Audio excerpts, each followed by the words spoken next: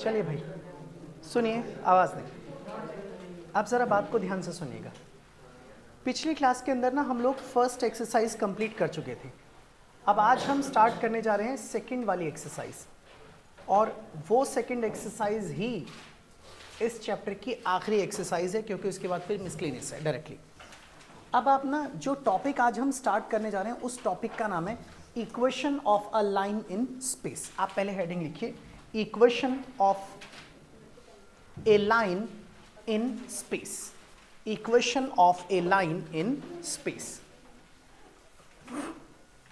Equation of a line in space.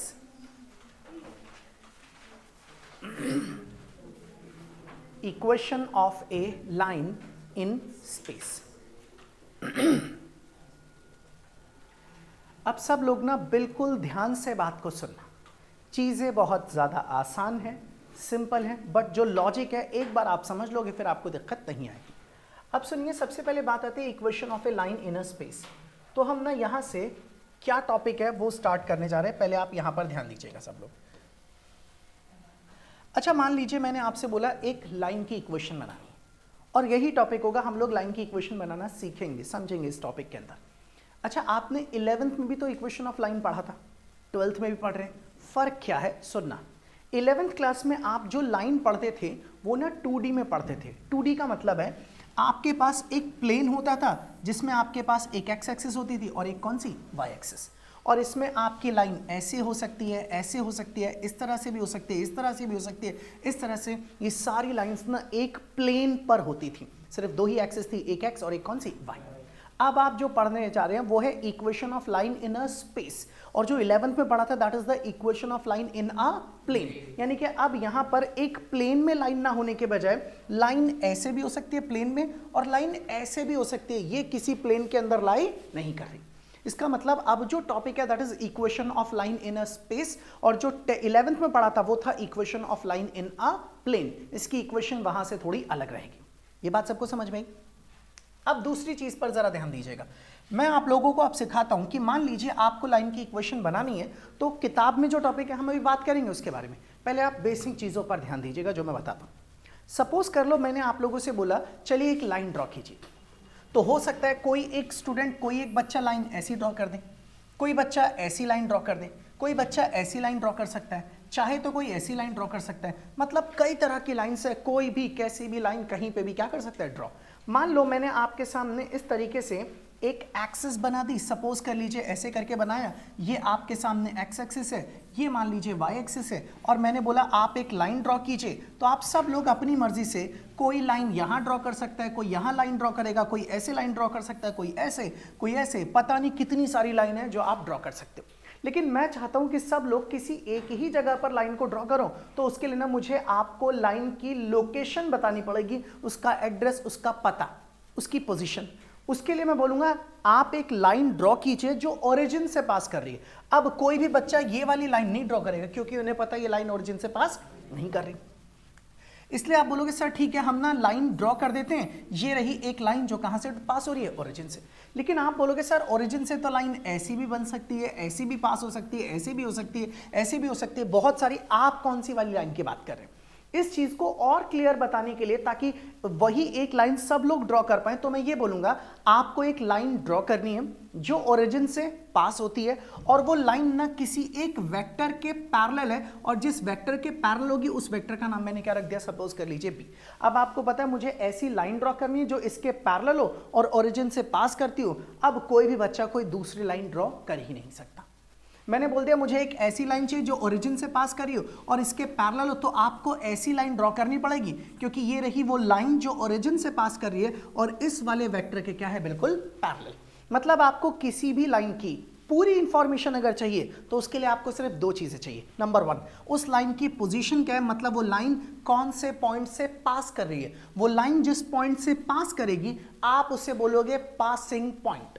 या अगर उसका पोजीशन वेक्टर पता है तो आप उसे बोल सकते हो पासिंग वेक्टर। और जिसके पैरेलल होगी, जिस वेक्टर की लाइन पैरेलल होगी, आप उस वेक्टर को क्या बोलोगे, that is called parallel vector. यानी कि किसी भी लाइन की इक्वेशन को बनाने के लिए आपको सिर्फ दो चीजें चाहिए, एक पासिंग पॉइंट जो आपको बताएगा लाइन कहां पर बनानी है, और दूसरा पैरेलल वेक्टर जो आपको यह बताएगा कि लाइन किसके पैरेलल, कितने ओरिएंटेशन पर, कितने एंगल पर बनानी है। तो बस ये दो चीजें आपको मिल गई तो आप लाइन की इक्वेशन को आराम से ड्रॉ कर सकते हैं।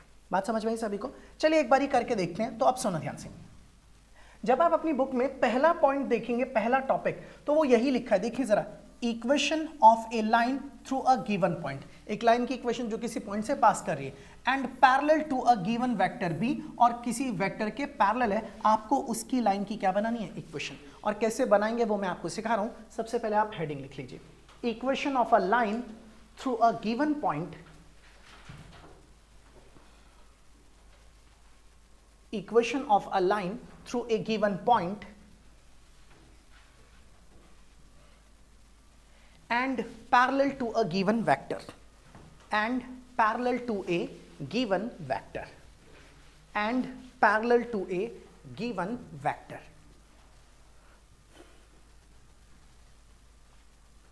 चलो भाई, अब ध्यान देना और अच्छे से समझना, क्योंकि यहां से आपको नोट करना शुरू करना हो। सुनो, मान लीजिए आप लोगों के पास इस तरह की तीन एक्सिस है। एक एक्सिस ये रही, भाई ध्यान देना, ये आपका ना मेन पार्ट स्टार्ट हो चुका है। अब यहां से एक एक्स एक्सिस बना दी, एक एक्सिस मैंने आपके सामने बना दी, मान लीजिए this is the y axis, कुछ इस तरीके से, एक एक्स और एक ये वाई एक्सिस। एक एक्सिस और बना देते हैं, मान लीजिए ये रही आपके पास आपकी जेड एक्सिस, तो आपने इसका नाम रख दिया एक्स, इसका नाम रख देते हैं y, इसका नाम रख देते हैं z, और सब लोग जानते हैं दिस इज द ओरिजिन। मुझे कहा गया एक लाइन की इक्वेशन बनाओ। मैं बोलूंगा कौन सी लाइन? आप बोलोगे सर जो इस पॉइंट से पास करती हो। चलो मैंने मान लिया ये रही वो लाइन जिसकी इक्वेशन मुझे बनानी है, और मुझे ये कहा गया कि वो लाइन ना किसी पॉइंट से पास कर रही है, जिस पॉइंट से पास कर रही है उस पॉइंट का नाम क्या दे दिया गया, ए। और मुझे ये भी बताया गया कि इस पॉइंट का पोजीशन वेक्टर भी दिया गया है। तो मान लीजिए यहां से लेकर के यहां तक इसका जो पोजीशन वेक्टर है वो मैं ऐसे बना देता हूं, इसका कलर कर देते हैं चेंज, मैंने ऐसा बना दिया। और मान लीजिए इस पॉइंट ए का पोजीशन वेक्टर मुझे दिया गया, दिस इज ए वेक्टर, और मैं इस लाइन का कुछ नाम रख देता हूं। चलिए मान लेते हैं लाइन का नाम क्या रख दिया, दैट इज एल, और मुझे इस लाइन की इक्वेशन बनानी है। और ये लाइन ना किसी, आपको इस लाइन की इक्वेशन बनाने के लिए कहा गया कि इसकी लाइन की इक्वेशन बनाइए, और ये लाइन ना किसी वेक्टर के पैरेलल है, और जिस वेक्टर की लाइन पैरेलल है मैंने उस वेक्टर का कुछ नाम रख दिया। चलिए मान लीजिए उस वेक्टर का नाम क्या है, दैट इज बी। तो आपको बोला गया आप एक लाइन की इक्वेशन बनाओ जो किसी पॉइंट ए से पास करे, जिसका पोजीशन वेक्टर क्या है ए, और किसी वेक्टर बी के क्या है पैरेलल, आपको इसकी इक्वेशन बनानी है। समझ रहे हैं सब लोग ना? आप सुनते रहना ध्यान से। अच्छा एक बात बताइए, अगर मैं आपसे कहूं 11th क्लास में आपने पढ़ा है 3x + 4y = में 12, ये एक लाइन की इक्वेशन है। और पता है इक्वेशन क्यों है? क्योंकि इसके अंदर एक जनरल पॉइंट आ रहा है x, और कौन नजर आ रहा है, y। मान लो अगर इसमें से y भी हटा दूं, x भी हटा दूं, और सीधा लिख दूं 3 + 4 = 12, तो क्या आप इसे इक्वेशन कहोगे? नहीं, ये एक रॉन्ग स्टेटमेंट है। 3 + 4 7 होता है, और आपने क्या लिखा हुआ 12, यानी कि इक्वेशन इसलिए बन पाती क्योंकि इसके अंदर कौन नजर आता है, x और y। ऐसे ही अगर आपको किसी भी लाइन की इक्वेशन बनानी है तो आपको अपनी तरफ से एक पॉइंट लेना पड़ेगा, और मैं वो एक पॉइंट ले रहा हूं यहां पर, इसका नाम क्या रख रहा हूं, P, और यहां से लेके यहां तक मान लेते हैं इसका जो पोजीशन वेक्टर है वो पोजीशन वेक्टर कौन है, R, और इसके कुछ कोऑर्डिनेट मान लेते हैं x, y, z। ऐसा बात समझ में आई सभी को? आप सुनते रहना ध्यान से, और क्या करने जा रहा हूं, तसल्ली से बात को समझिएगा सब लोग। सुनो, अच्छा अगर मैं आपसे ये कहूं कि a से लेके p तक का एक वेक्टर बताओ जरा क्या होगा, तो आप बोलोगे सर a से p तक का वेक्टर अगर आपको निकालना है तो आप ऐसे लिख दो AP वेक्टर। जानते हैं ना क्या होता है, फाइनल माइनस इसका पोजीशन वेक्टर कौन है, r, और इसका पोजीशन वेक्टर a। तो आप इसे चाहे तो लिख सकते हैं r वेक्टर माइनस में a वेक्टर, राइट। अच्छा ये जो AP वेक्टर है वो तो इस लाइन के ऊपर है, और अगर ये लाइन इस वेक्टर b के पैरेलल है, इसका मतलब ये AP वेक्टर भी b के क्या होगा, पैरेलल। इट मींस दैट कि आप यहां पर चाहें तो लिख सकते हैं this AP vector is parallel to B vector. और आप जानते हैं दो वेक्टर अगर एक दूसरे के पैरेलल हैं तो आप उसे लिख सकते हैं AP बराबर में लैम्डा B वेक्टर। मगर AP तो आप जानते हैं किसके बराबर है, R - A के बराबर, और इक्वल टू में लैम्डा B वेक्टर। आप इसे लिखेंगे R इज इक्वल टू ए उधर ले जाइए, इक्वल टू ए और प्लस में क्या हो जाएगा लैम्डा बी। बस ये जो चीज आप लोगों को नजर आई, this is the equation of the line, इसी को कहा जाता है लाइन की इक्वेशन। सब लोग बात समझ रहे हैं? अच्छा, इसमें ना आपको वेक्टर दिख रहा है, r vector, a vector, b vector, इसलिए ना इसे ना इक्वेशन ऑफ लाइन तो कहते हैं, लेकिन ये कौन सी वाली इक्वेशन है? This is called vector equation of the line. This is the vector equation of the line. तो ये लाइन की वेक्टर इक्वेशन है। जब आप सवाल करोगे ना तो उसमें लिखा हुआ मिलेगा find the vector equation of the line. तो ये एक पार्ट सबको बात समझ में आ गई, कर लोगे सब लोग? यानी कि आपको जितना पढ़ाई बस समझाने के लिए था, जब आप सवाल करोगे तो आपको लिखा हुआ मिलेगा। मान लीजिए आपके पास एक लाइन है जो किसी वेक्टर किसी पॉइंट से क्या कर रही है, पास कर रही है, और किसी दूसरे वेक्टर बी के क्या है, पैरेलल। फाइंड द इक्वेशन, तो आप यहाँ ए रखिए, यहाँ बी रखिए। बस इस फॉर्मूले में जैसे ही ए और बी डालोगे आपको आपकी लाइन की इक्वेशन मिल जाएगी, where lambda is any real number, ठीक है, एक्सेप्ट जीरो। जीरो नहीं होना चाहिए, अगर ये जीरो हो गया तो ये पूरे का पूरा टर्म ही कितना हो जाएगा, जीरो। तो आप चाहें तो यहाँ लिख सकते हैं lambda is not equal to zero. बात समझ के सब लोग? अब आप इसे लिख लीजिए। हाँ, ये पूरा ही ड्रॉ कर लो, सब कुछ लिखना है आपको।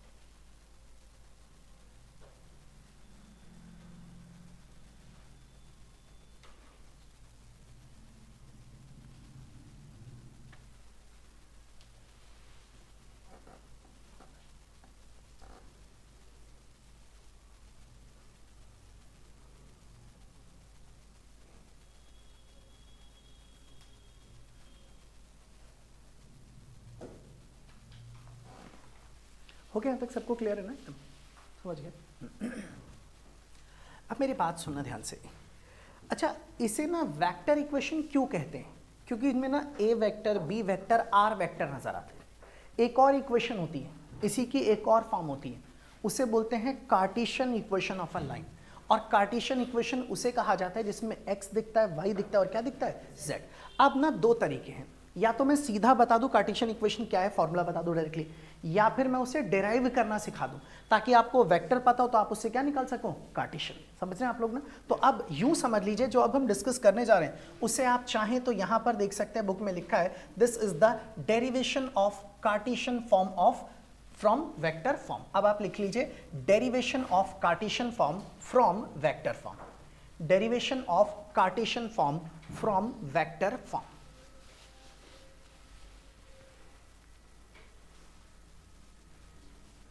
चलिए भाई, अब जरा बोर्ड पर ध्यान देना और सब लोग अच्छे से समझना। Derivation of Cartesian form from vector form, derivation of Cartesian form from vector form. अब ध्यान दीजिएगा, आपके पास जो लाइन की इक्वेशन है वो है r इज इक्वल टू में a प्लस लैम्डा बी। सबको पता है a ना पासिंग वेक्टर है और b पैरेलल वेक्टर है। आप जरा इस पिछली वाली स्लाइड को जब देखेंगे तो आपको देखेगा r वेक्टर के लिए x y z लिखा है। अगर मैं r लिखना चाहूँ तो क्या लिखूंगा, एक्स आई कैप प्लस वाई जे कैप प्लस जेड के कैप। तो मैं यहाँ पर ना यही चीज करने जा रहा हूँ। सबसे पहले ना मैंने a वेक्टर को लिखा, a पासिंग वेक्टर है। मान लेते हैं ये क्या है आपके पास, a1 आई कैप प्लस में आप इसे लिख दीजिए a2 जे कैप, और फिर आप इसे लिख सकते हैं this is a3 and this is k cap. दूसरा जो वेक्टर है वो है b वेक्टर, तो b vector is equal to में b1 आई कैप प्लस में लिख दीजिए b2 जे कैप, और फिर प्लस में इसे लिखेंगे b3 k कैप। और जो तीसरा है r, इस r वेक्टर को मैंने क्या लिख दिया, this is x I cap plus में वाई जे कैप और प्लस में जेड के कैप। तो मैंने ए लिख दिया, बी लिख दिया और आर लिख दिया। अब ना इनके अंदर ना ये वैल्यूज प्लॉट करने जा रहा हूं, आप ध्यान दीजिएगा जरा। आर की जगह आर को रखते हैं, तो आर आपके पास कितना है, एक्स आई कैप प्लस में वाई जे कैप प्लस में जेड के कैप इक्वल टू में फिर ए वेक्टर, ए ये रहा आपके सामने, आप इसे लिखेंगे ए वन आई कैप प्लस में इसे लिख दीजिए ए टू जे कैप प्लस में इसे लिखेंगे ए थ्री के कैप, बीच में प्लस फिर लैम्डा। और यहाँ पर b की बात की जाए तो ये रहा b की जगह b one i cap plus में लिखेंगे बी टू जे कैप फिर प्लस में लिखेंगे b three k cap, bracket close as it is. अब एक काम करते हैं, इसे ना मल्टीप्लाई करने जा रहे हैं लैम्डा को b1 से, और थोड़ा फास्ट कर रहे हैं। सुनो, अगर लैम्डा में b1 मल्टीप्लाई किया तो लैम्डा b1 आई कैप और a1 आई कैप। एक काम करते हैं, दोनों में से आई कैप कॉमन लेते हैं, a1 प्लस लैम्डा b1 और साथ में यहां पर कौन आ जाएगा, आई कैप। सही है ना एकदम। ऐसा ही दोबारा इसके लिए करते हैं, तो प्लस में आप इसे लिखेंगे a2 और प्लस लैम्डा को b2 से मल्टीप्लाई किया लैम्डा b2 और इनमें कॉमन ले लिया j कैप, और ऐसे ही a3 और यहाँ लैम्डा b3, तो आप इसे लिख सकते हैं a3 प्लस में दिस इज लैम्डा b3 और इसके साथ में क्या आ जाएगा, k कैप। और यहाँ पर आपके पास क्या लिखा था, this is x i cap plus y j cap और प्लस z k कैप। सबको पता है i वाला i के बराबर, j वाला j के बराबर और k वाला k के बराबर, तो तीनों को इक्वल करते हैं। तो यहां से लिखेंगे x बराबर में a1 प्लस में लैम्डा b1। ऐसे ही y को लिखेंगे तो आप लिखेंगे y इज इक्वल टू में a2 प्लस में लैम्डा b2। और ऐसे ही अगर मैं z लिखूं तो आप यहां पर लिख सकते हैं z इज इक्वल टू में a3 प्लस में लैम्डा b3। तो मैंने x लिखा, y लिखा और z लिखा। एक काम कीजिए, यहां से लैम्डा निकाल रहे हैं, ध्यान देना, a1 इधर ले आइए तो ये क्या हो जाएगा, x minus a1। Lambda b1 में से b1 नीचे ले आइए अपॉन में b1 इक्वल टू में क्या बचेगा, लैम्डा। ऐसे इसके अंदर भी करते हैं तो ये हो जाएगा y माइनस a2 और b2 नीचे लाइए अपॉन में b2 इक्वल टू में क्या बचेगा, लैम्डा। ऐसे इसके साथ कीजिए z माइनस में a3 अपॉन में क्या आ जाएगा, b3 और इक्वल टू में क्या बचेगा, लैम्डा। मीनिंग सबको क्लियर है। अच्छा, ये सभी लैम्डा के ही इक्वल आ गए, तो क्यों ना सबको एक दूसरे के इक्वल रख देते हैं। जब आप सभी को एक दूसरे के इक्वल रखेंगे तो आप इसे लिख सकते हैं x माइनस a1 अपॉन में b1 इक्वल टू में y माइनस a2 अपॉन में b2 इक्वल टू में z माइनस a3 अपॉन में b3। ये बात सबको समझ में आई, क्योंकि सभी लैम्डा के इक्वल है। बस इसी को कहा जाता है Cartesian equation of the line. Meaning समझ गए सब लोग। तो ये है कार्टेशियन इक्वेशन। अच्छा, आप इसे अगर देखेंगे ना तो आपको बड़ा सिंपल तरीके से दिखेगा कि आप चाहें तो बिना इतनी मेहनत किए डायरेक्टली इसको याद रख सकते हैं, और ये बड़ा सिंपल है। आप देखना जरा, ये a वेक्टर है, a1 a2 a3, इसे बोलोगे पासिंग वेक्टर। ये b वेक्टर है, b1 b2 b3, this is the parallel vector. तो आप देखोगे x minus a1 upon b1, फिर y minus a2 upon b2, अगला z minus a3 upon b3। मैंने बस इसको सिखाया है, मुझे लगेगा ऐसे करना तो मैं ऐसे करूंगा, और अगर मुझे डायरेक्टली रिजल्ट याद है तो मैं चाहूं तो डायरेक्टली इसको इस्तेमाल कर सकता हूं। ध्यान रहेगी बात सभी को, आप इसे लिख लीजिए।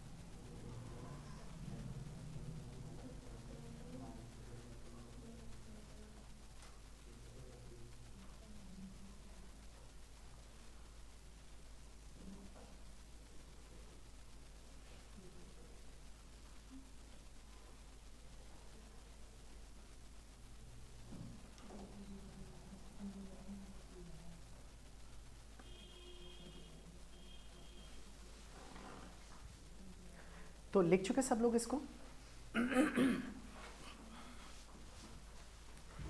ठीक है भाई, क्लियर एकदम ना? तो अब आप लोगों ने ये पता होना चाहिए बस। आप चाहें अगर आपको ये ना याद हो तो बस फॉर्मूले में ना आर की जगह एक्स आई वाई जे जेड के रख दीजिए, इसी तरह से सॉल्व कर लीजिए और आपको जो रिजल्ट मिलेगा वो अपने आप ही कौन सी फॉर्म होगी? Cartesian form.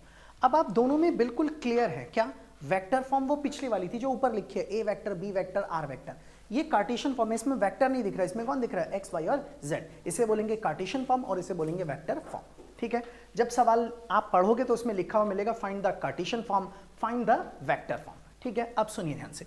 अच्छा, एक चीज और बता दूं आप लोगों को, लास्ट क्लास में बताया था मैंने कि ना ये एक लाइन है और ये उसका कौन सा वेक्टर है? Parallel vector. और इस पैरेलल वेक्टर को आप लोगों ने यहां पर क्या लिखा? b1 i cap, b2 j cap और b3 k कैप। इनमें जो b1 b2 b3 है ना, these are the direction ratios of a line. और मैंने कहा था डायरेक्शन रेशियोज कितने हो सकते हैं? इनफाइनाइट। भाई जरूरी थोड़े ना कि मैं यही पैरेलल वेक्टर लूं, मान लो कोई और पैरेलल वेक्टर होता तब उसकी वैल्यू अलग होती। तो यहां पर अगर आप देखोगे ना ध्यान से तो आपको एक चीज समझ में आएगी कि सर ये जो नीचे लिखे ना b1 b2 b3 यही पैरेलल वेक्टर है और यही क्या है? Direction ratio of the line. और ये a1 a2 a3 these are the passing vector. मतलब अगर मैं उल्टा सवाल दूं, आपको बोलूं ये इक्वेशन देखो और मुझे ना वेक्टर फॉर्म चाहिए, तो आप a1 a2 a3 की मदद से a बना लोगे और b1 b2 b3 की मदद से क्या बना लोगे? b, और बस इसमें a रख दो b रख दो, आपको कार्टेशियन से वेक्टर फॉर्म मिल जाएगी और आपको पता है कि वेक्टर से कैसे कार्टेशियन में आते हैं। समझ रहे हैं? नीचे बस एक लाइन लिख लीजिए, b1, b2, b3 are the direction ratio of the line, are the direction ratios of the line.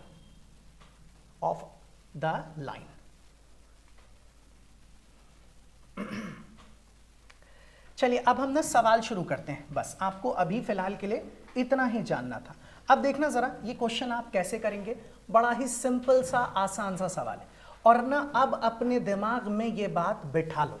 मैं हमेशा यही बात रिपीट करूंगा, जब भी लाइन की इक्वेशन बनानी है आपको सिर्फ दो चीजें चाहिए, पहला पासिंग वेक्टर, दूसरा पैरेलल वेक्टर। अब या तो सवाल में सीधा सीधा दोनों बता देंगे, फॉर्मूले में डालो आंसर आ जाएगा, नहीं तो ये सवाल में कुछ और दे देंगे, आपको सोच समझ करके ए ढूंढना है पासिंग वेक्टर और बी ढूंढना है दैट इज पैरेलल वेक्टर। चलिए देखते हैं जरा सवाल में हमें क्या क्या गिवन। यहां से सवाल का सॉल्यूशन स्टार्ट कर रहे हैं। सबसे पहले आप ध्यान से देखिए सवाल में लिखा क्या है, find the vector and Cartesian equations of the line. दोनों निकालनी है, वेक्टर भी कार्टेशियन भी। थ्रू द पॉइंट, किस पॉइंट से पास कर रहे हैं?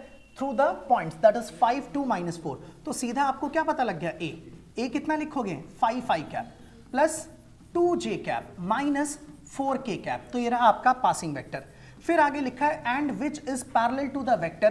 तो आपका पैरेलल वेक्टर कौन हो गया? That is 3 i cap, plus में लिखेंगे 2 j कैप और माइनस में 8 k कैप। आपको वेक्टर इक्वेशन बनानी है तो आप सीधा यहां पर लिख दीजिए this is the vector equation. और वेक्टर इक्वेशन हम जानते हैं r इज इक्वल टू क्या है? a plus lambda b। तो आप यहां r की जगह पर r रहने दीजिए। What is your a vector?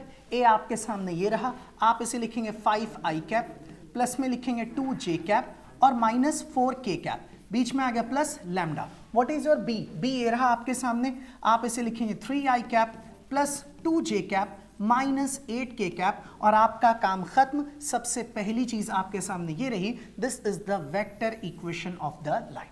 बन गया। लेकिन अभी हमें इन्होंने क्या बोला है? आप कार्टेशियन फॉर्म भी निकालिए। अब कार्टेशियन फॉर्म के लिए बोर्ड पर ध्यान देना भाई सब लोग, आपको सिर्फ इतना करना है कि आप r की जगह पे क्या रखिए? xi cap plus yj cap plus zk cap, that's it. बस इतने से काम हो जाएगा आपका। और ना a और b तो आप पहले रख चुके हैं, तो रखिए जरा और देखते हैं सॉल्व करके।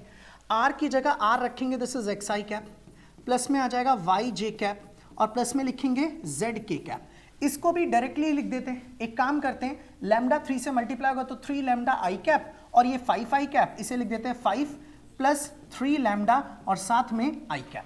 ये 2 j कैप है, लैम्डा 2 से मल्टीप्लाई होगा तो ये होगा 2 लैम्डा j कैप, तो कॉमन लेंगे तो 2 प्लस 2 लैम्डा और साथ में क्या आ जाएगा? j cap. ये माइनस 4 k कैप है, लैम्डा इसमें मल्टीप्लाई होगा तो माइनस 8 लैम्डा हो जाएगा, तो माइनस 4 माइनस 8 लैम्डा और इसके साथ में क्या आ जाएगा? k cap. अब देखना जरा, दोनों तरफ i वाला i के बराबर, j वाला j के बराबर, k वाला k के बराबर। तो x बराबर हो जाएगा किसके? 5 प्लस 3 लैम्डा के। y बराबर हो जाएगा 2 प्लस 2 लैम्डा के, और z बराबर हो जाएगा -4 -8 लैम्डा की। सब कुछ क्लियर एकदम। अब यहां से लैम्डा की वैल्यू निकाल दो। कैसे देखना, 5 इधर आएगा तो क्या हो जाएगा x - 5, और 3 नीचे ले आइए, अपॉन में 3 बराबर में क्या आएगा लैम्डा, y - 2 और फिर अपॉन में 2, ये भी क्या आ जाएगा लैम्डा, और z निकालेंगे तो z + 4 और अपॉन में -8 आ जाएगा, तो ये भी किसके बराबर आ गया लैम्डा, और ये तीनों ही लैम्डा के इक्वल है। इसका मतलब ये हुआ कि अब आप इन तीनों को इक्वल कर दीजिए, आपको आपका रिजल्ट मिल जाएगा। तो यहां से मेरी इक्वेशन आ गई क्या, x - 5 अपॉन में कितना है, दिस इज 3, इक्वल टू में y, फिर यहां पर -2 अपॉन में क्या आ जाएगा 2, और फिर यहां पर आपके पास क्या लिखा है z + 4 अपॉन में -8, and this is the Cartesian equation of the line. तो मेरे सामने वेक्टर इक्वेशन भी आ गई और कार्टेशियन। ठीक है, एक बात सुनना ध्यान से, जरूरी नहीं था कि मैं इतनी सारी मेहनत करता और ये सब कुछ करूं, बट हाँ ये आपको पता है तो वो अच्छी चीज है, ये काम आएगा आगे। आप चाहते हो ऐसे कर लेते कि जो फॉर्मूला मैंने बताया था, क्या था फॉर्मूला, इसे छोड़ दो, अब मैं डायरेक्टली लिखने जा रहा हूं, क्या, x - a1, यही तो a1 कितना है 5, अपॉन में b1 कौन है 3, तो अपॉन में 3 आ गया, फिर y - a2 कितना है 2, तो y - 2 अपॉन में b2 कितना है 2, और फिर इक्वल टू में z - a3 कितना है -4, तो माइनस माइनस प्लस, और अपॉन में b3 कितना है -8। आप देख लीजिए दोनों चीजें कैसी हैं, सेम। अब कोई बच्चा सोचेगा सर डायरेक्टली लिख सकते हैं, बिल्कुल लिख सकते हो भाई, क्योंकि ये फॉर्मूले की तरह हमारी किताब में दिया गया है, बट आपको ये पता होना चाहिए कि आप वेक्टर से कार्टेशियन पर कैसे आ पाते हो। ठीक है, आप इसे लिख लीजिए। ये था एग्जाम्पल नंबर 6, यस, छठा एग्जाम्पल था। ठीक है, अच्छा कर लिया था, ठीक है।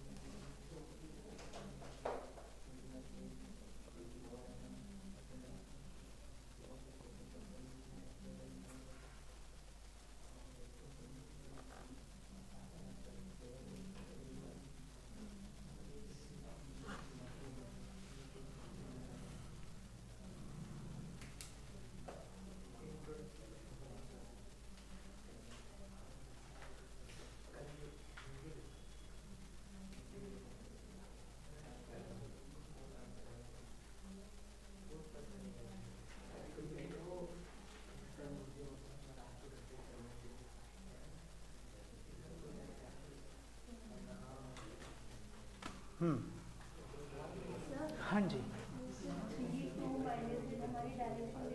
हाँ, इसी से आप पैरेलल वेक्टर निकाल सकते हो। ठीक है, चलो भाई ये लिख लिया सभी लोगों ने, ठीक है। अब एक काम करते हैं, ये वाले टाइप को पहले निपटा लेते हैं, मतलब अब मैं आपको लेके चल रहा हूँ एक्सरसाइज पर। हालांकि एक और सवाल है, वो अलग से हम करेंगे, अभी पहले हम ना एक्सरसाइज पर आते हैं। और सुनो, जिस सवाल में आपको ए और बी दे दिया जाएगा तो फिर मैं उसको छोड़ ही दूंगा, क्योंकि ए भी पता है और बी भी पता है, और फिर हम चलते हैं। वैसे तो पता है क्या भाई, इसमें बहुत कुछ रिड्यूस कर दिया, मतलब ये खतरनाक चैप्टर था, हिला देता एकदम ही, लेकिन उन्होंने सब कुछ ही हटा दिया, बस छोटी छोटी चीज़ें बाकी है जो बहुत ही ज़्यादा ईजी और आसान है। चलें, ये कर लिया सबने कंप्लीट। अब सुनिए गौर से, ये एग्जाम्पल नंबर 6 कंप्लीट कर लिया। अब आते हैं नेक्स्ट, आवाज़ नहीं प्लीज़, सुनिए गौर से।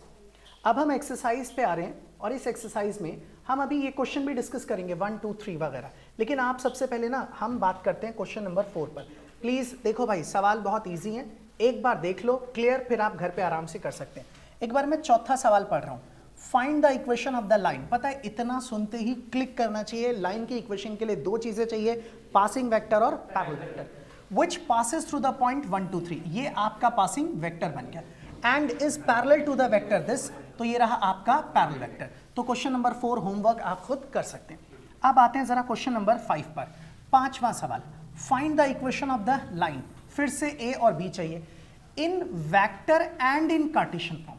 आपको वेक्टर फॉर्म भी चाहिए और कार्टेशियन। अब एक बात सुनो, find the equation of the line, बस इन्होंने नहीं बताया वेक्टर या फिर कार्टेशियन, जहां पर ना लिखा हो वेक्टर कार्टेशियन बेटर है, आप वहां वेक्टर और कार्टेशियन दोनों निकालते हैं। लेकिन अगर कहीं लिख दिया फाइंड द वेक्टर इक्वेशन तो वेक्टर निकालना, फाइंड कार्टेशियन इक्वेशन तो डायरेक्टली क्या निकालेंगे, कार्टेशियन इक्वेशन। अब सुनिए ध्यान से, vector and Cartesian from that passes through the point with position vector this, तो इस पॉइंट से पास कर रहा है तो पोजीशन वेक्टर ये है, तो ये क्या हो गया, a vector in the direction of this. अच्छा जो लाइन है ना वो उसी डायरेक्शन में जिस डायरेक्शन में ये वेक्टर है, मतलब यही किसका काम करेगा, बी का। तो ए पता है, बी पता है, आप इसे खुद कर सकते हैं। अब आता है आपके पास पांचवे के बाद एक छठा क्वेश्चन, सिक्स्थ क्वेश्चन। अच्छा सुनिए जरा, सिक्स्थ क्वेश्चन सिंपल सा है, आसान सा है, मैं फिर भी आपके साथ इसे डिस्कस कर रहा हूँ। आवाज बिल्कुल नहीं, ध्यान दीजिए जरा। देखिए क्वेश्चन में क्या लिखा है, आवाज नहीं प्लीज, ध्यान देना, सुन लो। पता है इस बार इन्होंने किया क्या, find the Cartesian equation of the line. आपको कार्टेशियन इक्वेशन लाइन की बनानी है, विच passes through the point this. इसका मतलब पासिंग वेक्टर तो यही हो गया ना, ए वेक्टर बराबर में -2 i cap plus 4 j cap और -5 k cap and parallel to the line given by this. और इस लाइन के कैसा है, पैरेलल। अच्छा मुझे एक बात बताना, आपको एक लाइन की इक्वेशन बनानी है और ये लाइन किसी दूसरी लाइन के कैसी है, बिल्कुल पैरेलल, और इस लाइन की इक्वेशन आप जानते हैं। अच्छा इस लाइन की इक्वेशन अगर ये है तो इस लाइन का पैरेलल वेक्टर बता सकते हो क्या होगा, 3i कैप 5j कैप और यही पैरेलल वेक्टर इसके भी क्या होगा, पैरेलल। इसका मतलब आप लोगों को इस बार b वेक्टर पता चल गया, that is 3i cap plus 5j cap plus 6k cap. लो जी अब आपको a पता है, b पता है, आप इसे भी घर पे खुद कीजिएगा। समझ गए ना सब लोग, इसे लिखने की जरूरत नहीं, कर लेंगे आप सब लोग। तो ठीक है, ये काम भी खत्म हुआ। चलिए अब आते हैं अगले सवाल पर। अब यहां से क्वेश्चन नंबर 7, अरे भाई बातें नहीं, ध्यान दो इधर। क्वेश्चन नंबर 7, अच्छा इस बार सवाल को उल्टे फॉर्म में पूछा गया, मतलब इस बार आपको कार्टेशियन इक्वेशन दे रखी है और कौन सी निकालनी है, वेक्टर इक्वेशन। यहां से सॉल्यूशन स्टार्ट करें। The Cartesian equation of the line is this, x - 5 upon में 3 इज इक्वल टू में y + 4 अपॉन में 7 इक्वल टू में z - 6 अपॉन में 2। आपको पता है इससे सबसे पहले आप a निकालिए, कोई बताएगा a क्या होगा, नो -5 नहीं +5 आई कैप, और ये वाला -4j कैप, और ये वाला +6k कैप, और b वेक्टर बताओ जरा कितना होगा, 3i cap plus 7j cap plus 2k cap. अब तुम्हें a और b दोनों ही पता है, तो वेक्टर इक्वेशन का फॉर्मूला है r इज इक्वल टू में a vector plus lambda b vector, और आप यहाँ a और b रख दीजिए, आपकी वेक्टर इक्वेशन आ जाएगी। तो this is 5i cap -4j cap plus 6k cap plus lambda. What is your b vector, this is 3i cap plus 7j cap और प्लस 2k कैप। तो ये आपके पास आ गई आपकी वेक्टर इक्वेशन। कर लेंगे सब लोग, इसे लिखिए।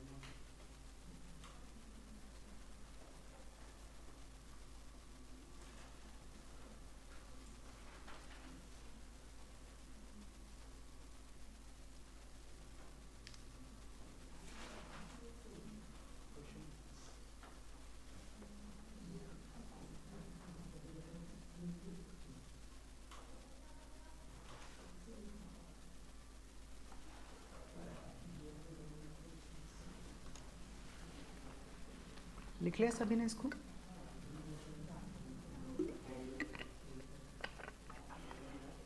अच्छा आप सुनिए ध्यान से, मैं ना अब आप लोगों को ना एक सवाल लिखवा रहा हूँ, ठीक है। देखो वो जो क्वेश्चन है ना जो लिखवाने जा रहा हूँ वो पुरानी एनसीईआरटी का सवाल है, और ना अब नई एनसीईआरटी में वो नहीं दे रखा, बट उसको करने का लॉजिक इसी पर बेस्ड है, और मेरे हिसाब से वो आ सकता है एग्जाम में। मतलब ये नहीं कह रहा कि इसी बार आएगा, इंपॉर्टेंट है वो, कभी भी मे बी आपको मिल सकता है ऐसा भी सवाल। अब आप सवाल लिखिए जरा, find the vector equation, find the vector equation for the line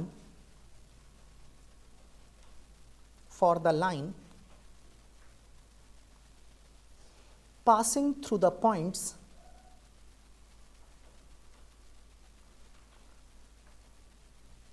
अब लिखिए पहला पॉइंट -1, (0, 2) ब्रैकेट में क्लोज कर लीजिए इसको, -1, 0, 2 और एंड दूसरा पॉइंट लिखिए 3, 4, 6, 3, 4, 6।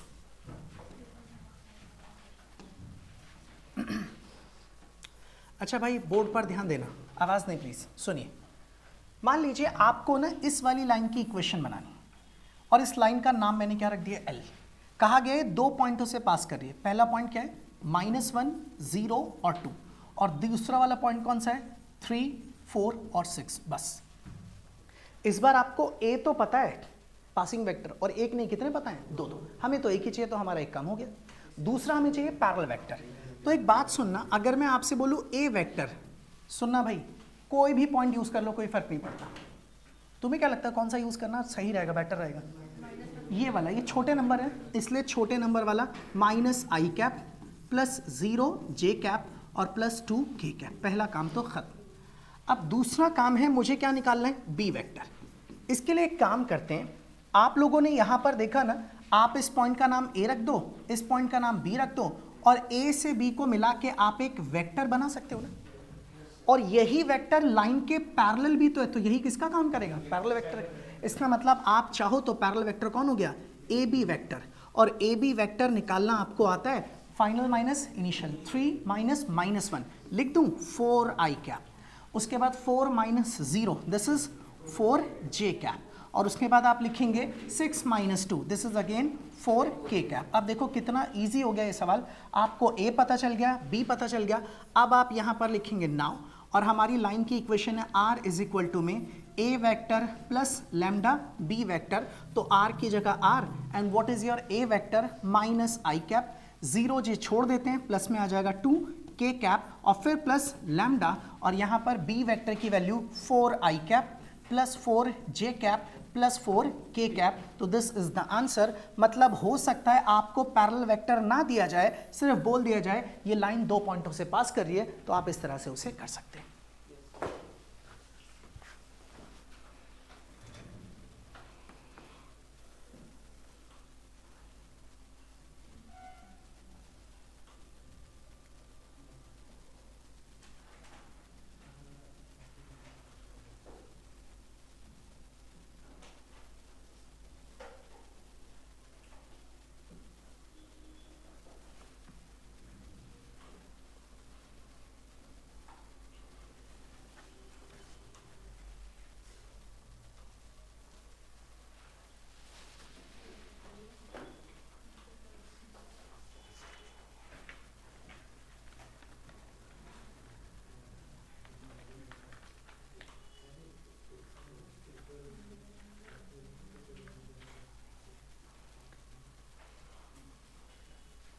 लिख ले सभी ने ना। चलिए अब हम आगे की तरफ चलते हैं। नेक्स्ट, तो भाई आपका ये टॉपिक पूरा खत्म, जिसमें आपको लाइन की इक्वेशन बनानी है, और आपको अब से ये बात ध्यान रखनी है, इक्वेशन ऑफ द लाइन के लिए बस 2 चीज़ें चाहिए, passing vector and parallel vector. अब शुरू होता है दूसरा टॉपिक, ध्यान देना ज़रा बोर्ड पर। ये रहा आपका सेकेंड पार्ट, इसे भी ध्यान से देखना, ये भी एक इंपॉर्टेंट टॉपिक है और ज़रूरी है ये भी। सुनिए, ये रहा आपका next topic, angle between 2 lines. Heading लिखिए, angle between 2 lines, angle between 2 lines.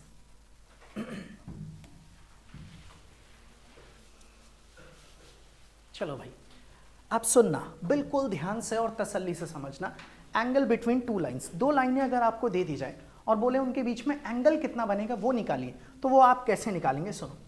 चलो सबसे पहले मान लेते हैं कि मेरे पास 2 लाइन्स दी गई हैं, तो मैंने यहां पर लिख दिया L1 एक लाइन है, उसकी इक्वेशन दे दी गई R इज इक्वल टू में A1 प्लस में लैम्डा B1, और दूसरी लाइन मान लेते हैं L2, उसकी इक्वेशन दी गई R इज इक्वल टू में A2 और प्लस में म्यू B2।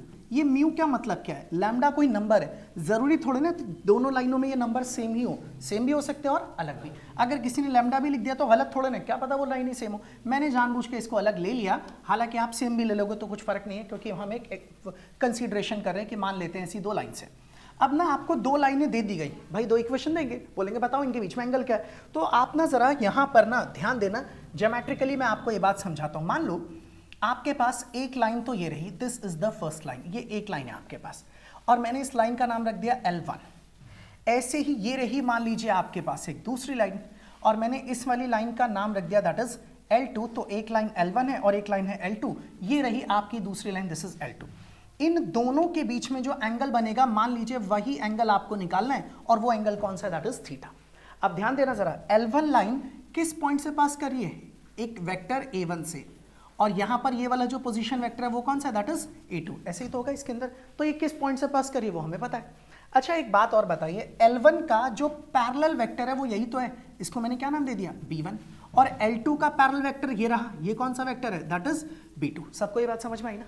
अब एक बात मुझे बताना, सोच करके देखना ध्यान से सब लोग, अगर मैं इसे पीछे की ओर मिलाता जाऊं मिलाता जाऊं मिलाता जाऊं, और इसे भी पीछे की ओर ऐसे ही मिलाता जाऊं मिलाता जाऊं मिलाता जाऊं, कोई बताएगा ये एंगल कितना बनेगा, कितना बनेगा, थीटा। दोनों कैसे होंगे, बिल्कुल सेम, क्योंकि ये दोनों के ही कैसा है, बिल्कुल पैरेलल। ये बिल्कुल ऐसे है कि सर मान लो एक लाइन ये रही, दूसरी लाइन ये रही, इन दोनों के बीच का एंगल कितना है, 90। चलो इसका एक पैरेलल ड्रॉ करते हैं, इसका भी एक पैरेलल ड्रॉ करते हैं। अगर मैं इन दोनों को मिलाऊंगा तो इनके बीच में भी एंगल कितना होगा, यानी कि जो एंगल इन दोनों लाइनों के बीच में बनेगा वही एंगल बनेगा इन दोनों के पैरेलल वेक्टर के बीच में, मतलब ये वाला एंगल भी कितना बनेगा, थीटा ही बनेगा।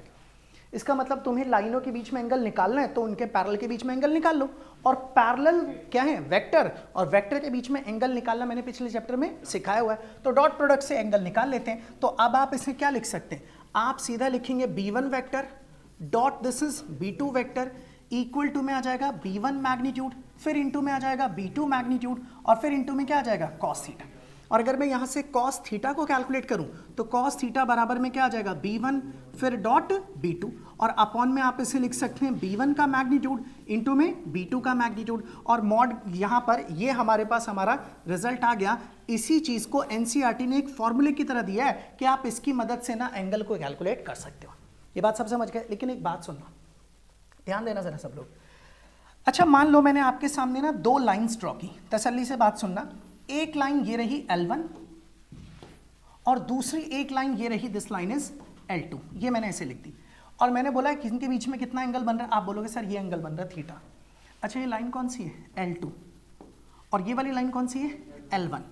आपने बोला L1 L2 के बीच में एंगल कितना बन रहा है, तो बोल रहे हो सर ये बन रहा है, लेकिन ये क्या है L2 और ये क्या है L1, ये भी तो L1 L2 के बीच का ही एंगल है।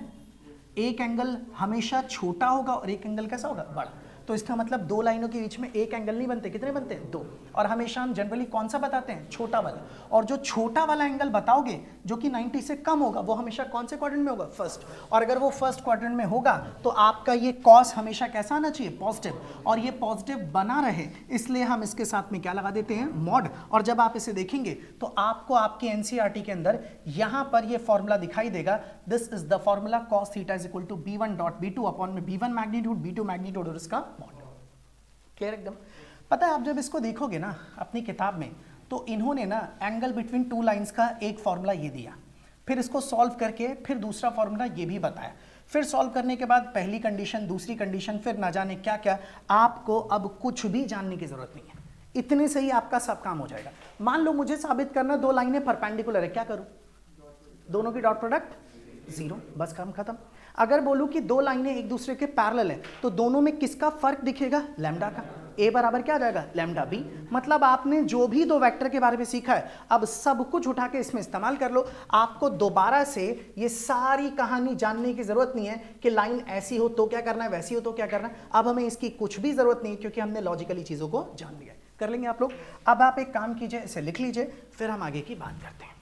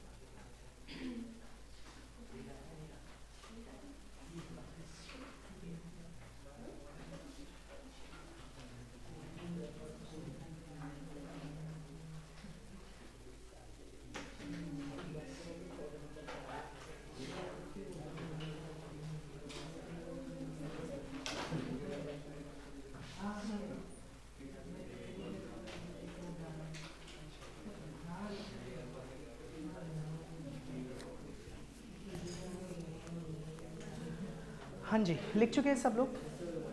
अब मेरी बात सुनिएगा ध्यान से। तो अब ये चीज़ें अगर आपको क्लियर है तो ऐसा कोई सवाल मिलेगा तो कर सकते हो, है? अब मेरी बात सुनो ध्यान से। आप लोगों को ना ये वाला एक सवाल है जो मैं आपके साथ डिस्कस कर रहा हूँ, और एक सवाल आप लोग मुझे करके दिखाओगे अभी, ठीक है? आप देखिए ज़रा, हम स्टार्ट कर रहे हैं एग्जाम्पल नंबर 7। गौर से देखना ज़रा, ये 7th एग्जाम्पल में क्या लिखा है। यहाँ पर ये रहा आपका 7th एग्जाम्पल, और इसकी एक लाइन अलग दे रखी है और दूसरी वाली लाइन ये रही। तो ये दोनों लाइंस की इक्वेशन हमें दे रखी है, दिस इज दिस, ये मैं ऐसे लिख देता हूँ। अब सुनते रहना ज़रा क्या लिखा है सवाल के अंदर। यहाँ से सॉल्यूशन स्टार्ट करते हैं, और हमारे जो काम की चीज़ें बस उतना ही नोट करेंगे। Find the angle between the pair of lines given by this. तो ये पहली लाइन है और ये दूसरी लाइन, तो ये मेरा पहला वेक्टर और ये वाला दूसरा वेक्टर। तो आप लोगों को B1 वेक्टर पता चल गया, वो आपके पास कितना है, i cap plus 2 j cap और प्लस 2 k कैप। और जो दूसरा वाला वेक्टर है वो कौन सा है, दैट इज B2 वेक्टर, वो आपके पास है 3i कैप, फिर प्लस में 2 j कैप और फिर प्लस में 6 k कैप। हम एक काम करते हैं, इनके बीच में एंगल निकालना है तो सीधा लिख देते हैं B1 डॉट B2 बराबर में आ जाएगा B1 मैग्नीट्यूड इंटू में B2 मैग्नीट्यूड और इंटू में कॉस थीटा। याद है ना भाई, इन्हीं के बीच का एंगल निकालना। तो आप डॉट प्रोडक्ट का इस्तेमाल करके कर सकते हैं। तो B1 को लिखेंगे तो ये रहा i प्लस 2j और प्लस 2k, और फिर डॉट में B2 को लिखेंगे तो this is 3i cap plus में 2j कैप और प्लस में 6k कैप इक्वल टू में अब B1 का मैग्नीट्यूड लिखना है, तो under root of this is 1 square 2 square 2 square, तो ये रहा 1 का स्क्वायर, फिर 2 का स्क्वायर, फिर 2 का स्क्वायर, फिर इनटू में अंडर रूट ऑफ B2 का मैग्नीट्यूड, तो ये रहा 3 का स्क्वायर प्लस 2 का स्क्वायर प्लस 6 का स्क्वायर, और इनटू में क्या आ जाएगा, कॉस थीटा।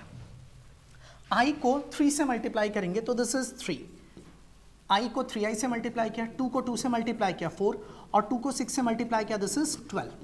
अच्छा ये हो गया 4 और 4 8, 8 और 1 9, 9 का रूट कितना आ गया 3, और यहाँ 6 का square 36 plus 4 that is 40 plus 9 49, और 49 का रूट 7, और इनटू में क्या आ जाएगा, कॉस थीटा। तो आप देखेंगे 4 और 12 16 plus 3 that is 19 is equal to 21, और इनटू में कॉस थीटा। तो यहाँ से आप चाहें तो लिख सकते हैं cos theta is equal to 19/21। It means theta is equal to आ गया cos inverse of this is 19/21। This is the answer. सबको बात समझ में आई ना? ठीक है, अब आप इसे लिख लीजिए, और मैं आप लोगों को एक अगला सवाल दे रहा हूँ, इसे आप लोग ट्राई करेंगे सभी जने। एक मिनट रुक जाओ। अच्छा, इस सवाल से कोई फर्क तो नहीं पड़ता मैं आपको वेक्टर के बजाय कार्टेशियन फॉर्म दे दूँ तो आपको क्या फर्क पड़ता है? आपको बस अपना B1 और B2 चाहिए, और वो आपको पता है, आप इससे निकाल सकते हैं। तो ये वाला सवाल लिखने के बाद आपको ये वाला क्वेश्चन ट्राई करना है। सब लोगों को इस क्वेश्चन को ट्राई कीजिएगा सभी लोग, ठीक है? और फिर ना मैं एक और सवाल दे रहा हूँ आप लोगों को, इसे भी ट्राई करेंगे सभी लोग।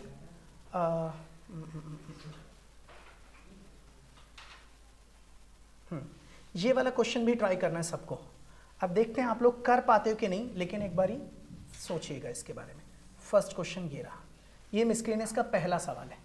तो आप ये सवाल लिखने के बाद फिर इसे ट्राई करेंगे सभी लोग। चलिए इसे कीजिए ट्राई सब।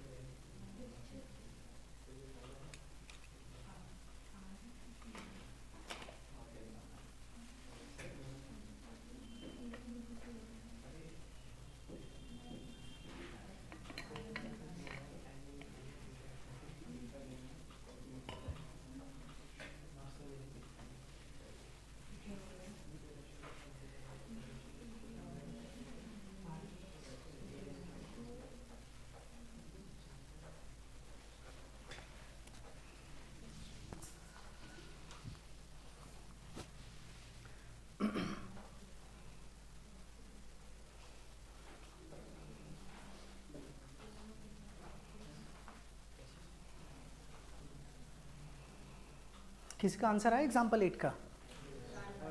अच्छा,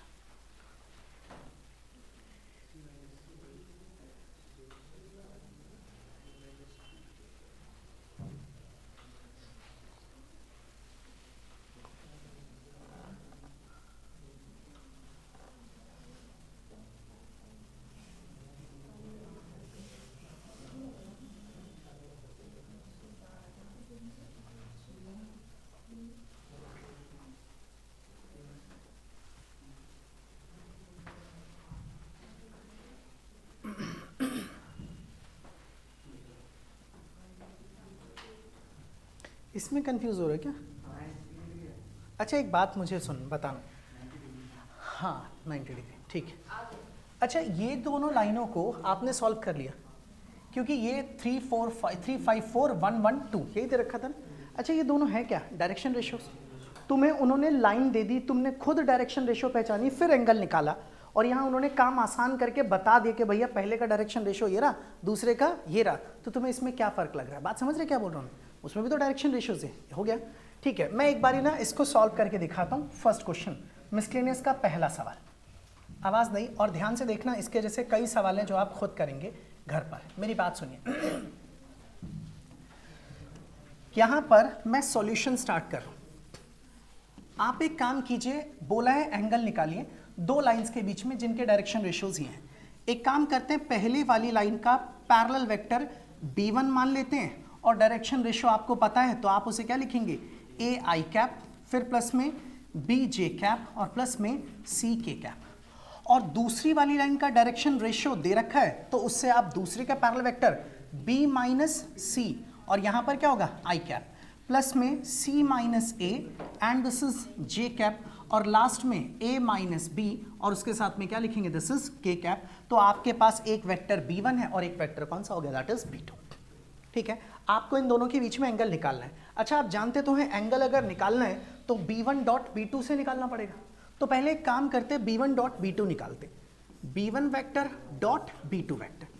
तो जब आप b1 को लिखेंगे, this is a I cap plus b j cap plus c k cap, और डॉट में अब b2 वेक्टर को लिखेंगे तो b माइनस सी, और यहाँ पर i कैप, फिर c माइनस a, और यहाँ पर j कैप, और फिर a माइनस b, और यहाँ पर k कैप, ब्रैकेट क्लोज। एक बार मल्टीप्लाई करते हैं इसको, ए आई को इससे मल्टीप्लाई करेंगे तो a को b से मल्टीप्लाई किया तो ए बी माइनस ए सी, फिर b को इससे मल्टीप्लाई करेंगे तो प्लस में क्या आ जाएगा? B c minus a b, फिर c को इससे मल्टीप्लाई किया तो प्लस में क्या आ जाएगा? C a minus c b, this is c b. अब देखना ज़रा, ए बी से ए बी कैंसिल, ए सी से ए सी कैंसिल, बी सी से बी सी कैंसिल, इसका रिजल्ट कितना आ गया? 0। और b1 b2 इन दोनों की अगर डॉट प्रोडक्ट 0 आ रही है, मतलब दोनों वेक्टर एक दूसरे के परपेंडिकुलर है, it means b1 is perpendicular to b2, यानी कि दोनों लाइनें भी परपेंडिकुलर हैं। इसका मतलब आपसे पूछा है एंगल कितना होगा, तो आप बोलोगे इनके बीच का एंगल कितना होगा? 90 डिग्री। आपने देखा ये कितना ईजी सवाल था। कर सकते हैं ऐसा सवाल, कोई कन्फ्यूजन तो नहीं होगी किसी को भी। आप इसे लिख लीजिए जिनसे नहीं हुआ, फिर मैं आप लोगों को दिखाता हूँ ऐसे और क्वेश्चंस कहाँ पर है।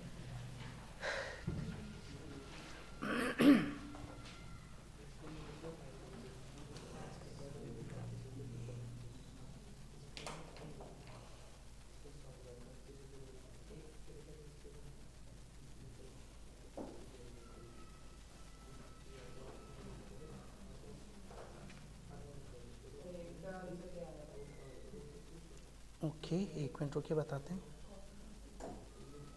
8√3/15, नीचे √3 आ रहा होगा तो रैशनलाइज करना पड़ेगा।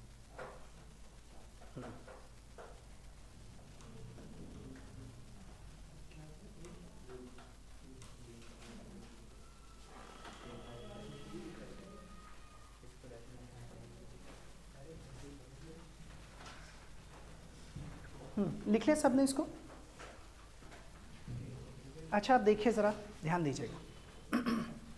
चलें आगे। ओके बस ध्यान से देखो अब ज़रा। अब हम वापस आगे की तरफ आते हैं। यहाँ पर देखना भाई, मैं ना ये वाला टॉपिक करवा चुका, angle between the two lines, और ये हमने कर लिया यहाँ तक। एग्जाम्पल 8 आपको मैंने अभी दिया था, आपने कर लिया सबने। अब ना अगले टॉपिक पे हम बाद में आएंगे, अब हम जरा एक्सरसाइज पर आ रहे हैं। आवाज़ नहीं भाई, चुप हो जाओ और ध्यान से सुनना।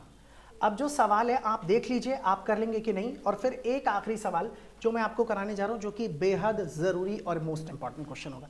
अभी पहले आप इसे देखिए ध्यान से, क्या लिखा है सुनो। Show that the lines with direction cosine, यानी कि एक लाइन ये रही जिसके डायरेक्शन कोसाइन ये रहे, दूसरी लाइन के डायरेक्शन कोसाइन ये रहे, तीसरी लाइन के डायरेक्शन कोसाइन ये रहे, आर म्यूचुअली परपेंडिकुलर। तो आप अगर चाहें तो इसके साथ आई कैप लगा दें, जे कैप और ये के कैप, इसे एक वेक्टर मान लो क्या ए, ऐसे इसे क्या मान लो बी, इसे क्या मान लो सी। अगर ये परपेंडिकुलर हैं तो इनकी डॉट प्रोडक्ट, और फिर इन दोनों की भी डॉट प्रोडक्ट और इनकी भी डॉट प्रोडक्ट जीरो। इससे साबित हो जाएगा कि ये लाइनें एक दूसरे के परपेंडिकुलर। समझ में आई बात सभी को? अब दूसरा सवाल, सेकंड, फर्स्ट आप खुद करेंगे। सेकंड क्वेश्चन में क्या लिखा है number 2, show that the line through the points this and this is perpendicular to the line through the point this and this.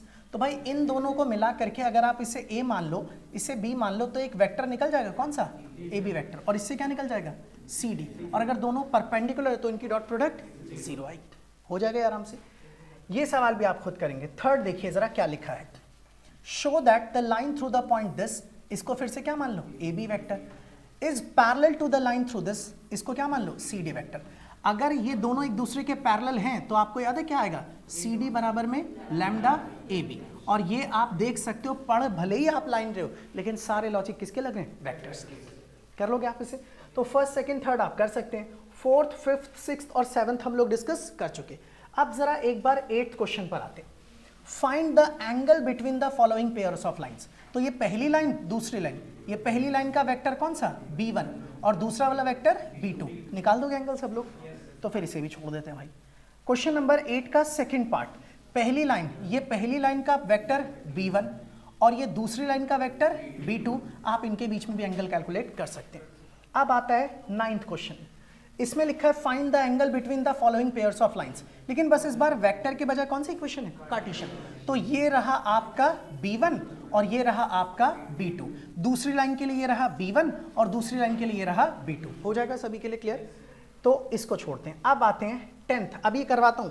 एक बार जरा 11th क्वेश्चन भी देख लीजिए, show that the lines this and this are perpendicular. अच्छा, अगर ये perpendicular है तो इनके b1 b2 की डॉट प्रोडक्ट, तो ये रहा आपके पास आपका b1 और ये रहा b2, इन दोनों की डॉट प्रोडक्ट जीरो आई तो लाइंस परपेंडिकुलर नहीं आई, तो वो परपेंडिकुलर नहीं। अब ना भाई आखिरी सवाल आज की क्लास का, क्वेश्चन नंबर 10, और इस पर निशान लगा लो, most most most important question है भाई, बहुत ज़्यादा ज़रूरी है। और ना मिसक्लेनियस में भी इसका एक सवाल है बिल्कुल सेम, वो आपको मैं होमवर्क के लिए दूंगा। चलो, पूरी एक्सरसाइज में अब तक जितने सवाल किए सबसे ज़्यादा इंपॉर्टेंट यही है। अच्छा, मैं चाहता हूँ सब बच्चे ना पूरा फोकस इधर की तरफ रखें और ध्यान से सुनें। Find the value of p, आपको p की वैल्यू निकालनी है, so that the lines this and this are right angles, are at right angles, कि ये दोनों लाइनें एक दूसरे के परपेंडिकुलर हों तो p क्या होगा आपको ये बताना है। तो आप देखो, लिखने का भी तरीका समझना है। पहली लाइन क्या है? L1। आपको लाइन की इक्वेशन क्या दे रखी है? 1 माइनस एक्स अपॉन में 3, फिर इक्वल टू में लिखा है this is 7y minus 14 upon में क्या लिखा है? दिस इज 2p, और फिर इक्वल टू में लिखा है z माइनस 3 अपॉन में यहाँ पर क्या लिखा है? 2। ये पहली लाइन है। दूसरी जो लाइन है उसको लिख दिया मैंने L2, सेकेंड लाइन की इक्वेशन ये रही, दिस इज 7 माइनस में 7x अपॉन में यहाँ पर आ गया 3p, इक्वल टू में दूसरा y माइनस 5 अपॉन में 1, फिर इक्वल टू में आ जाएगा 6 माइनस z और अपॉन में 5। तो मैंने इस तरह से लिख दिया दोनों को। अब सुनो, आप लोग जैसे ही देखोगे ना झपट्टा मार के बोलोगे सर ये रहा b1 ये रहा b2, ऐसा नहीं है, ये स्टैंडर्ड इक्वेशन नहीं है। स्टैंडर्ड इक्वेशन ऐसी होती है x माइनस a1 अपॉन में b1, फिर उसके बाद y माइनस a2 अपॉन में b2, फिर उसके बाद लिखोगे z माइनस a3 अपॉन में b3। इसका मतलब स्टैंडर्ड इक्वेशन में ये x, ये y और ये z ये फ्री होनी चाहिए, इनके साथ कोई नंबर नहीं होना चाहिए, और ये पहले होने चाहिए, इनके साथ कोई नेगेटिव नहीं आना चाहिए, हमेशा एकदम फ्री। तो आप पहले ना इनको स्टैंडर्ड फॉर्म में लाओ, उसके बाद ही आपको a1 और b1 मिलेगा। अब स्टैंडर्ड फॉर्म में लाने के लिए मैं क्या कर रहा हूं, आप ध्यान दीजिएगा जरा, सुनिए। ऊपर से ना मैंने माइनस कॉमन ले लिया, तो ये क्या बन जाएगा? x माइनस 1 अपॉन में क्या आ जाएगा? 3, फिर इसमें से क्या कॉमन लूँ? 7, तो यहाँ पर क्या बचेगा? y माइनस 2 और अपॉन में क्या रहेगा? 2p, और फिर इसे तो मत छेड़े, ये तो बिल्कुल स्टैंडर्ड फॉर्म में लिखा है z माइनस 3 अपॉन 2। अब आप लोगों को इसके साथ ये माइनस हटाना है, माइनस कहाँ ले आओ, नीचे। आप लिखोगे x माइनस 1 अपॉन में माइनस 3, इसका 7 हटाना है, ऊपर नीचे 7 से डिवाइड कर दो, तो ये क्या हो जाएगा y माइनस 2, और नीचे क्या आ जाएगा 2p अपॉन में 7। अब ये ठीक है, और लास्ट वाला जैसा है वैसे का वैसे ही रहेगा, अपॉन में 2। अब ये स्टैंडर्ड फॉर्म में आ चुका है, और अब यहाँ से मैं इजीली वेक्टर b1 लिख सकता हूँ, और b1 इज इक्वल टू आ जाएगा माइनस 3 आई कैप, प्लस में लिखेंगे 2p अपॉन में 7 and this is j cap, और प्लस में क्या आ जाएगा 2k कैप। ये लो b1 मिल गया। सेम ऐसे ही अब मुझे क्या निकालना है b2, और उसके लिए मैंने इस वाली लाइन को ठीक किया, इसमें से 7 कॉमन लिया, वो भी माइनस का, तो जैसे ही कॉमन लूंगा ये क्या हो जाएगा x माइनस 1 अपॉन में क्या आ जाएगा 3p, ऊपर y माइनस 5 अपॉन में 1, और यहाँ से माइनस कॉमन लोगे तो z माइनस 6 अपॉन में क्या आ जाएगा 5। आप ऊपर नीचे माइनस 7 से डिवाइड कीजिए, तो ऊपर क्या बचेगा x माइनस 1 अपॉन में माइनस का 3p अपॉन में 7, ये as it is, equal to में y minus 5 upon 1 as it is, और इक्वल टू में z माइनस 6, और माइनस नीचे आ जाएगा, ये रहा माइनस का 5। और अब आप यहाँ से देखोगे स्टैंडर्ड फॉर्म में आ चुका है, तो अब आप यहाँ से b2 वेक्टर निकाल सकते हैं, और b2 vector is equal to minus 3p upon में 7 और साथ में i कैप, उसके बाद प्लस ये है 1, दिस इज j कैप, और फिर माइनस में 5k कैप। मुझे b1 मिल गया और साथ में b2 मिल गया, तो दोनों के दोनों पैरेलल वेक्टर अब मेरे सामने हैं। अब अगर दोनों पैरेलल वेक्टर हैं तो आप लोगों को इसके अगले स्टेप में क्या करना है, ध्यान से देखना। अकॉर्डिंग टू क्वेश्चन, सवाल के हिसाब से L1 is perpendicular to L2, और अगर L1 L2 परपेंडिकुलर है it means B1 is also perpendicular to B2, और B1 B2 परपेंडिकुलर है, इसका मतलब है कि B1 डॉट B2 इनकी डॉट प्रोडक्ट कितनी हो जाएगी 0। अब आप B1 को लिखिए, B1 आपके पास कितना है माइनस 3 आई कैप प्लस 2p अपॉन में 7 and this is j cap, और फिर प्लस में यहाँ पर कितना आ जाएगा 2k कैप, और फिर डॉट में दूसरा वाला वेक्टर माइनस 3p अपॉन में 7 and this is i cap plus j cap minus 5k cap, और इनकी डॉट प्रोडक्ट कितनी हो जाएगी 0। अब मल्टीप्लाई कर लेते हैं, करिए जरा, माइनस 3i को माइनस 3p से करेंगे अपॉन 7 से, तो ये क्या हो जाएगा 9p अपॉन में 7, j वाले को j से तो आप मल्टीप्लाई करेंगे तो कितना आएगा 2p अपॉन 7, और k वाले को k से तो माइनस में 10 बराबर में 0। इसका एलसीएम लेंगे तो 11p अपॉन में 7, और 10 उस तरफ चला गया, it means p is equal to कितना आ गया 70 अपॉन में 11 and this is the value of p। कर लोगे आप? अच्छा, वैसे मैंने इतना टाइम लगा दिया, लेकिन सच में बहुत इजी सवाल था। अगर ये स्टैंडर्ड फॉर्म में नहीं कन्वर्ट करना होता तो अब तक इसका आंसर आ गया होता। अब एक बात सुनिए, आप अगर इसे खुद कर सकते हैं तो अब आप देखेंगे कि मैं 11 तक के सवाल डिस्कस कर चुका। अब ना इसके अंदर 12, 13, 14, 15 बस 4 सवाल और बाकी हैं, एक्सरसाइज खत्म, मतलब ये अगली क्लास में खत्म कर दूंगा। लेकिन अब आप घर पर ना ये वाला सवाल आप ट्राई कर सकते हैं, एक बार देखना, थर्ड क्वेश्चन खुद पढ़ के बताओ, हो जाएगा आपसे। If the lines this and this are perpendicular find the value of k। अच्छा, ये इतना बड़ा है भी नहीं, क्योंकि ये पहले से कौन से फॉर्म में, स्टैंडर्ड फॉर्म। तो आप लोग ना घर पर एक काम करेंगे, क्वेश्चन नंबर 2 भी खुद ट्राई करेंगे, सोचना अगर आप कर सकते हो तो, क्योंकि लाइन की क्या बनानी, इक्वेशन, और क्वेश्चन नंबर 3 भी आपको करना है, और इसे आप नोट कर लीजिए, और बाकी की चीजें करेंगे नेक्स्ट क्लास के अंदर। अगली क्लास में चैप्टर बुक से खत्म हो जाएगा, बट कुछ एक्स्ट्रा क्वेश्चंस हम लोग करेंगे बाद में।